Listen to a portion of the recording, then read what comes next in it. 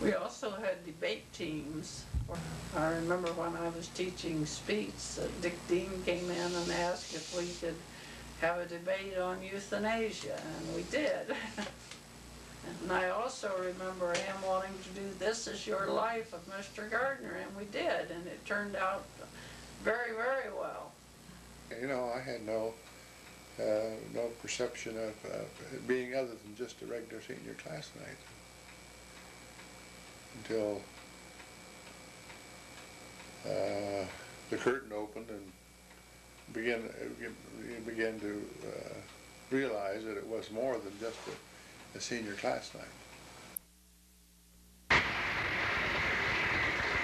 Yes, tonight, Albert Gardner, former fire engine chaser, junk collector,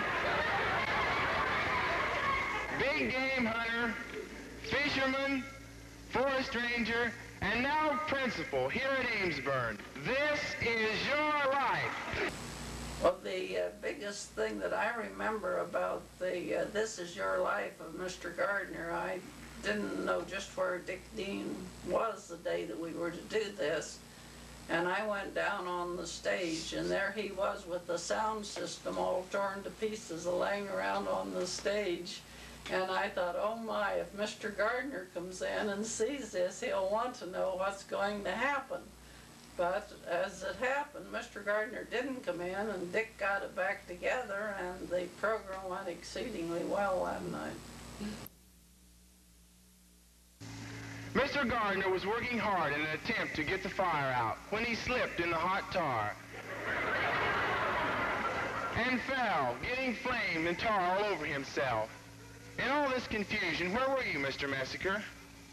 I come down the second floor, get a fire extinguisher. And while you were doing that, Mr. McAfee here grabbed Mr. Gardner, who was panicky, and smothered the flames. But you survived in fine shape, thanks to your two friends. And now, if you will, kindly take a seat in Mr. Gardner's wonderful past. You can see him and chat all you want to after the show. Jim Mesker and myself was going to paddle Gardner, or Mr. Gardner, or something like that in the office, and then just tomfoolery, and pretty soon the guy there, and furniture would fly, and Mrs. Mesker heard us. She came over. We laughed about it. It wasn't anything serious, but, you know, but we're just like a group of kids, I'll tell you that. Jim Mesker and his family they were probably one of the greatest families I've ever known. They were devoted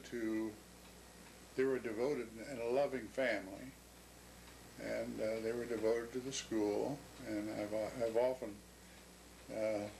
thought that little did we know at that time that when we hired him as a janitor, that we were getting an entire family to work dedicated for the school.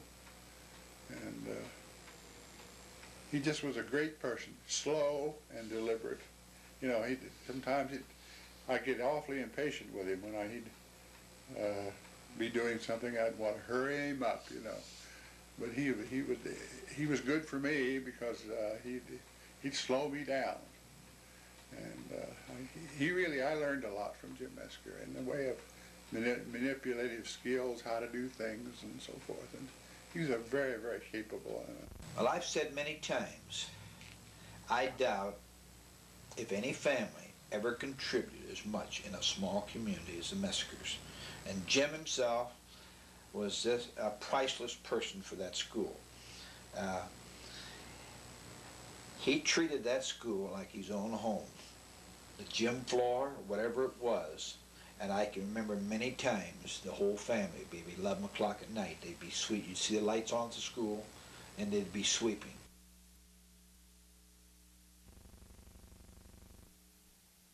As we visited with Julia and Nellie, they reminisced about their teaching careers and told us how they felt that times had changed. A lot of the things that are taught and a lot of time that is taken today has to do with, living and other things other than the basic subjects.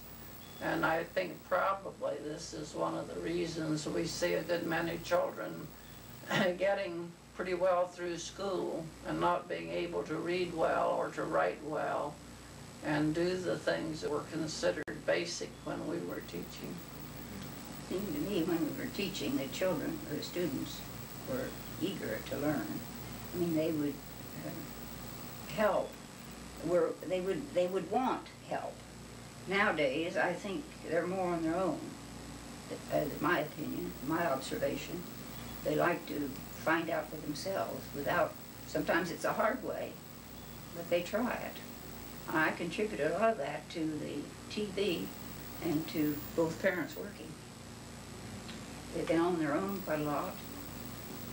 You can't say TV is all bad, but neither is it all good. My teaching was a pleasure just because I had, you know, such good relationships with the students and they worked so hard, and it was just nice to be there. It was easy to work with them because they wanted to learn.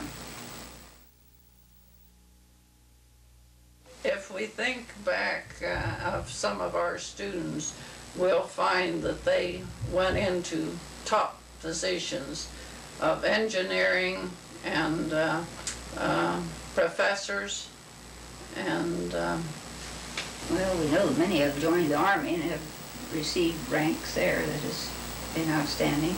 electricians, airplane pilots, merchants, authors, morticians, lawyers, artists, and singers. I think we can be well proud of the people and what they did. I remember one year we had a boy, Cecil Bailey, had one arm, and he grew up with these youngsters, and lo and behold, his senior year, he turns out to be one of our regulars and one of our better players. And I remember that we went to district terms that year with him, playing center with one arm. And we didn't have a whole lot of talent to go along with him. They were good kids and they worked hard, and it was a typical Amesville team. But you know, we had a good season, and I feel kind of warm about that, you know. Of course, the annual senior trip was an important part of the educational experience. The first senior trips occurred in the 1940s.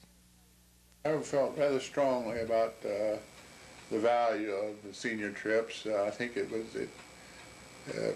served as a mutual means of continuity to the class, you know, the various money-raising projects that they had, and the junior carnival, which was kind of the beginning of their getting enough money together, and we kept. We first started going to Washington, and then we finally went from Washington to New York, and then finally we found out that through the B&O representative that we could go to return via Niagara Falls, which we did for 2 or 3 or 4 years then. I think it was an experience that most all of the people who participated in it would say it was valueless.